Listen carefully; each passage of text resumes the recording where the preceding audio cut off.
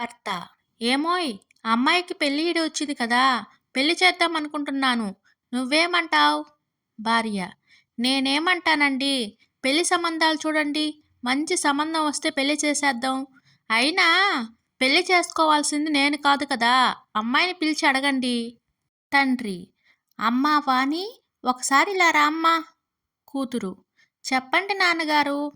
తండ్రి: ఏం లేదమ్మా, నీకు పెళ్లి చేయాలి అనుకుంటున్నాను. నీకు ఎలాంటి భర్త కావాలో చెప్పమ్మా. కూతురు: ఆ నుండి అహా వరకు లక్షణాలుండే అబ్బాయి కావాలి నాన్న. అప్పుడే నేను అతన్ని పెళ్లి చేసుకుంటాను. తండ్రి: అబ్బా, లక్షణాలు ఉండాలా? ఏంటమ్మా ఆ లక్షణాలు? కూతురు: ఆ అంటే అమ్మా నాన్నలకు దూరంగా ఉండాలి. ఆ అంటే ఆస్తిపాస్తులు పుష్కలంగా ఉండాలి. ఈ అంటే ఇల్లు ఇంద్రభవనంలాగా ఉండాలి. ఈ అంటే ఈ తరం కుర్రోళ్ళలాగా ఉండాలి. అంటే ఉన్నత స్థాయి స్నేహితులు ఉండాలి. ఊ అంటే ఊరూరా విదేశాల్లో తిప్పాలి. అంటే ఎర్రగా బుర్రగా ఉండాలి. అంటే అయిన వాళ్ళను లిమిట్స్లో ఉంచాలి. అంటే ఒడ్డు పొడుగు ఉండాలి. ఓ అంటే ఓర్పుతో నేను చెప్పినవన్నీ పాటించాలి. అంటే ఔషధాల జోలికి పోకుండా ఆరోగ్యవంతుడై ఉండాలి. అంటే అంతులేని ప్రేమను నా మీద చూపించాలి.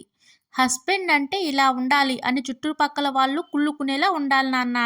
తండ్రి: అమ్మా, ఈ కోరికలు సరిపోతాయా? ఇంకా ఏమైనా కోరికలు కావాలా?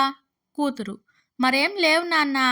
తండ్రి: నా తల్లే, ఇక నీకు పెళ్ళి అయినట్టే ఉంది. నేను నీకు పెళ్లి చేసినట్లే.